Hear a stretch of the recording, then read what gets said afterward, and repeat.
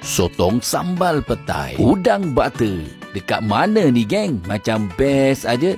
Jom kita singgah di restoran Tom Yam Mali, Sungai Kantan, Kajang. Aku datang ni lebih kurang dalam pukul 6.30 petang. Tak ada pun buat tempahan, tetapi try lah tengok kan ada kosong tak. Alhamdulillah, masih lagi ada kekosongan. Apa yang kita orang order hari ni, sotong sambal petai. Semestinya udang butter. Memang dah lama aku nak cuba dekat sini. Tom yam campur serta kailan ikan masin. Pantas jugalah dia orang buat kerja. Sekejap aja order dah pun sampai. Sekarang ni menunggu waktu berbuka aja. Mana yang dah booking tu datang duduk aja. Senang kan? Aku cuba dulu udang butter ni. Masih terasa lagi kemanisan udang tersebut dicicah pula dengan butternya yang manis-manis berkrim tu. Memang mantap geng. Kita letak pula dengan sambal sotong dekat sini.